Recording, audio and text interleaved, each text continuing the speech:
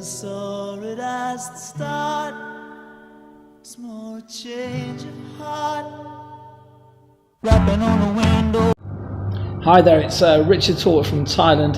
I'm actually speaking to you from the top of my condo. It's got a brilliant view over the bay, but unfortunately I can't control the light very well. I'm as bad at camera work as I am at naturally public speaking without looking at the computer. So I'm going to say a few words about barge it and read off my computer, so forgive me for being so predictably awful. Ian Bargett. To have been responsible for 3 major tours to New Zealand, Canada and South Africa demonstrates Ian's ability to organise major events. It also reflects his talent to produce great rugby teams and also an uncanny ability of squeezing money out of parents and sponsors. Throughout his career at the school, he has given so much of his time to the pupils, and so many of the old boys owe a great deal to the endeavours of him. Who first taught Ashley Bright to throw a javelin?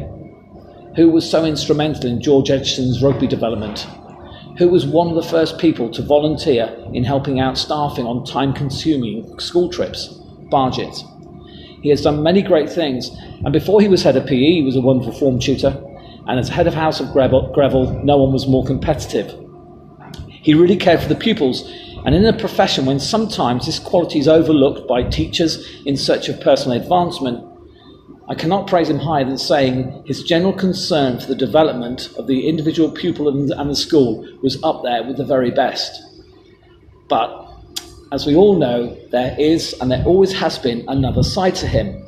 Firstly, he is, in his own eyes, a lady killer. He is convinced that every time he walks into a room, all the ladies' hearts go a-flutter. He is the answer to George Clooney. Well, in reality, I think it's more like Boy George. Secondly, bossy nature. His steel-like determination can sometimes be mistaken for being rather stubborn. You can tell in his eyes when trying to offer him some advice that it's falling on deaf ears and he's going to go and do it his own little way.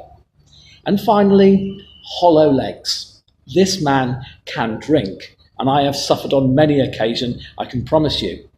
He may not be very tall, he's still wearing those platform trainers, Barge, but those little legs are seriously hollow.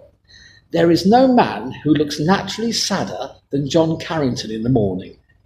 Except John Carrington after an evening out with Ian Bargett. And as for Darren Howard, I'm not sure if I should go there. A personal favourite story of mine regarded the 2014 Under-12 County Cup final against Hampton. Inspired, our boys won the game 22-0. We actually used all 7 of our substitutes just to give our dearest neighbours a chance. As luck would have it, at the end of the game, myself and Ian were stuck on the far side of the field as the presentations were about to take place in front of all of the 24 teams that had taken part in the day's events. Must have been close to 200 people. And they were waiting for us because the boys had sprinted across in anticipation of the cup and their medals. Myself and Ian strolled as slowly as we could across the pitch, and I turned to Ian and said, "Barge, let's try and look as arrogant as humanly possible." Ian looked at me smirking. No problems with that one, Tabsy. All joking aside, the school has benefited greatly from Ian's time, and he'll be fondly remembered by the many who have been fortunate enough to have crossed his path. Best wishes, Ian. Have a great day, and I cannot wait for some of the stories I hear emanating from Newland House with the relationship that you build up with those darling little parents. Good luck. Have a great day.